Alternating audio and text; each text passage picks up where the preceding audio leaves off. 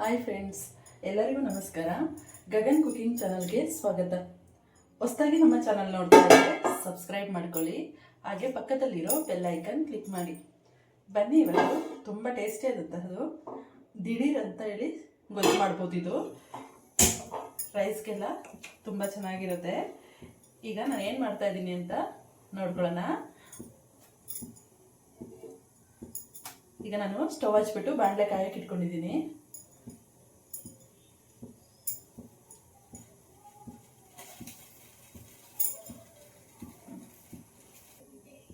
ಬಾಣಲೆ ಕಾದ ನಂತರ ನಾನಿಲ್ಲಿ 1-2 ಸ್ಪೂನ್ ಆದಷ್ಟು ಎಣ್ಣೆ ಹಾಕೊಳ್ತಾ ಇದ್ದೀನಿ.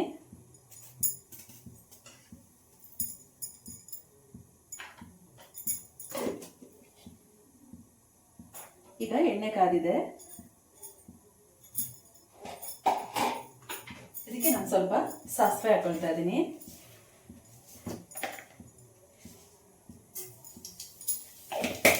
ಸಾಸಿವೆ ಸಿಡಿದ ನಂತರ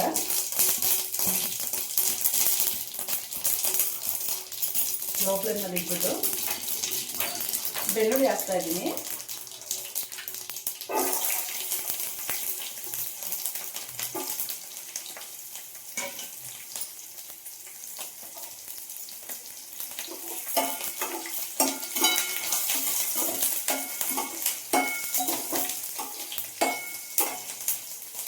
ಬೆಳ್ಳುಳ್ಳಿ ಸ್ವಲ್ಪ ಚೆನ್ನಾಗಿ ಬಾಡಬೇಕು, ಅಂದರೆ ಸ್ವಲ್ಪ ಕೆಂಪಗಾಗಬೇಕು, ಅಲ್ಲಿವರೆಗೂ ಫ್ರೈ ಆಗಬೇಕು.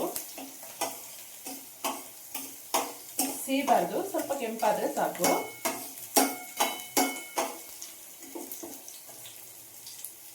ಸ್ವಲ್ಪ ಕೆಂಪಗಾಗಲಿ, ಅಲ್ಲಿವರೆಗೂ ನಾನಿಲ್ಲಿ ಇಷ್ಟು ನೀರು ತಗೊಂಡಿದ್ದೀನಿ.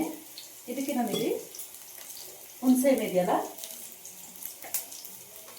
ಸುಮಾರು ಒಂದು ನಿಂಬೆ ಹಣ್ಣಿನ ಗಾತ್ರದಷ್ಟು ನೋಡಿ ಇಷ್ಟು ತಗೊಳ್ತಾ ಇದ್ದೀನಿ.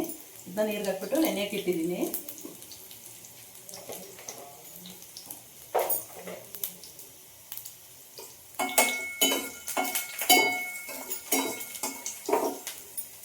ಬೆಳ್ಳುಳ್ಳಿ ಸ್ವಲ್ಪ ಕೆಂಪಗೆ ಫ್ರೈ ಆಗಬೇಕು.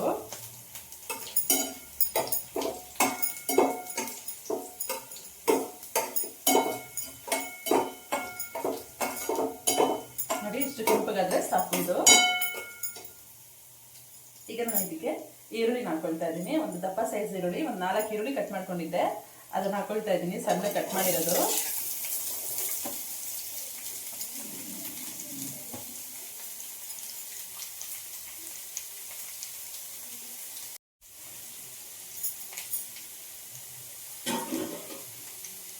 ಇದು ಈರುಳ್ಳಿನೂ ಚೆನ್ನಾಗಿ ಫ್ರೈ ಆಗಬೇಕು. ಈರುಳ್ಳಿ ಸ್ವಲ್ಪ ಕೆಂಪಗಾಗೋವರೆಗೂ ಫ್ರೈ ಆಗಬೇಕು.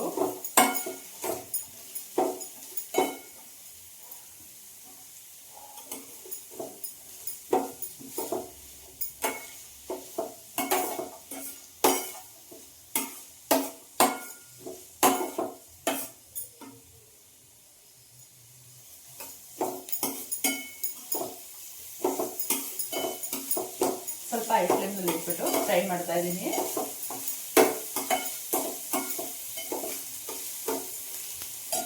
ಇದ್ರ ಜೊತೆಗೆ ಸ್ವಲ್ಪ ಕಬೇಳೆ ಸೊಪ್ಪು ಹಾಕೊಳ್ತಾ ಇದ್ದೀನಿ. ಚೆನ್ನಾಗಿ ಫ್ರೈ ಆಗಲಿ.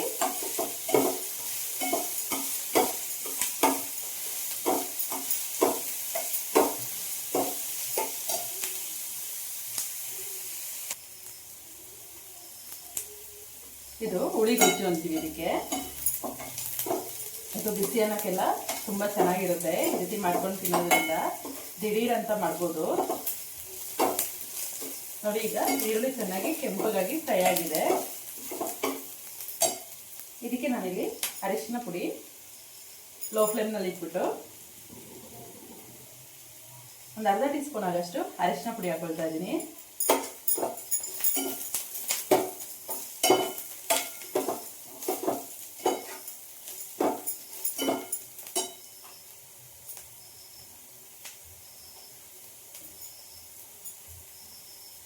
ನಾನಿಲ್ಲಿ ಧನಿಯಾ ಪೌಡ್ರು ಒಂದು 2 ಸ್ಪೂನ್ ಆಗಷ್ಟು ಹಾಕೊಳ್ತಾ ಇದ್ದೀನಿ. ಅಂದರೆ ಇದು ಚಿಕ್ಕ ಸ್ಪೂನಲ್ಲಿ ಒಂದು 4 ಸ್ಪೂನ್ ಹಾಕೊಳ್ತೀನಿ. ನಿಮ್ಮದು ದೊಡ್ಡ ಸ್ಪೂನ್ ಹಾಕೋದಾದರೆ ಒಂದು 2 ಸ್ಪೂನ್ ಸಾಕು.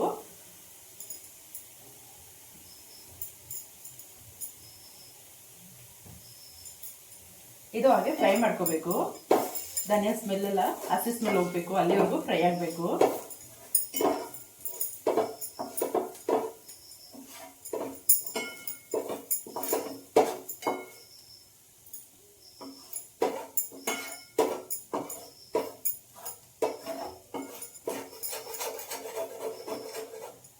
ನೋಡಿ ಈಗ ಹಸಿ ಸ್ಮೆಲ್ ಹೋಗ್ತಾ ಇದೆ. ಇಷ್ಟು ಫ್ರೈ ಮಾಡಿದರೆ ಸಾಕು, 1 ಸೆಕೆಂಡ್ ಫ್ರೈ ಮಾಡಬೇಕು ಅಷ್ಟೇ. ಈಗ ನಾನಿಲ್ಲಿ ಅಚ್ಕಾರದ ಪುಡಿ 1 ಸ್ಪೂನ್ ಆಗಷ್ಟು ಹಾಕೊಳ್ತಾ ಇದ್ದೀನಿ.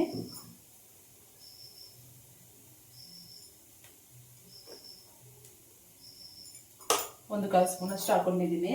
ಸ್ವಲ್ಪ ಖಾರ ಇದೆ ಇದು. ಇದೀಗೆ 1-2 ಸೆಕೆಂಡ್ ಹಾಗೆ ಫ್ರೈ ಮಾಡ್ಕೊಳ್ಬೇಕು.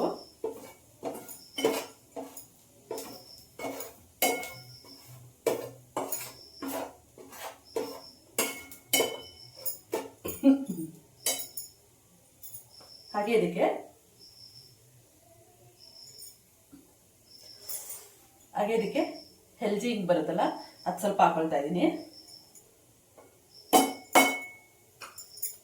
ಇದನ್ನು ಹಾಗೆ ಫ್ರೈ ಮಾಡ್ಕೋಬೇಕು. ಹಿಂಗೆ ಹಾಕೋದ್ರಿಂದ ತುಂಬ ಟೇಸ್ಟ್ ಬರುತ್ತೆ.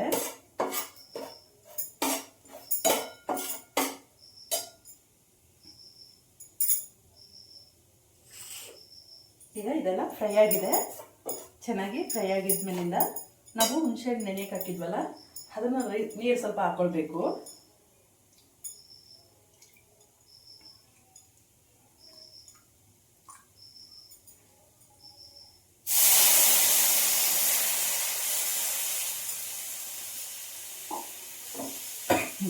ನೋಡಿ ಈ ರೀತಿ ಹಾಕೊಳ್ಬೇಕು.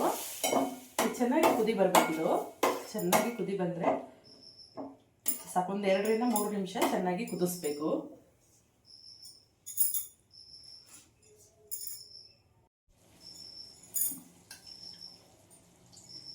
ಹುಣಸೆಹಣ್ಣು ಚೆನ್ನಾಗಿ ಕಿವಿಚ್ಬಿಟ್ಟು ಆ ರಸನ ಹಾಕ್ಕೊಳ್ಬೇಕು.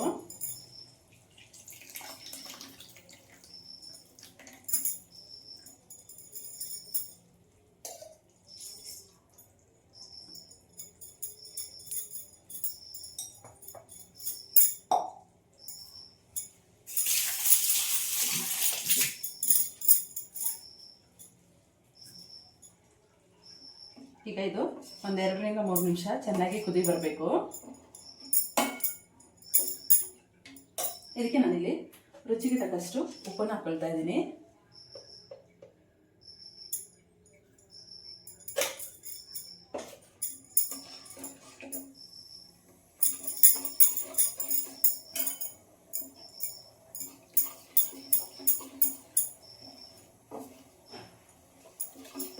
ಸ್ವಲ್ಪ ಹಾಗೆ ಗಟ್ಟಿ ಆಗಬೇಕು.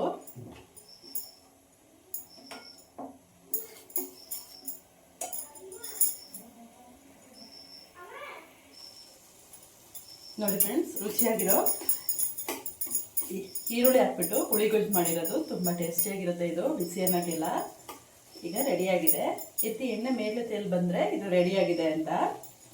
ನೋಡಿ ಈ ಗಟ್ಟಿನಲ್ಲಿ ಇರಬೇಕು, ಇಷ್ಟು ಗಟ್ಟಿಯಾಗಿರ್ಬೇಕು ಇದು.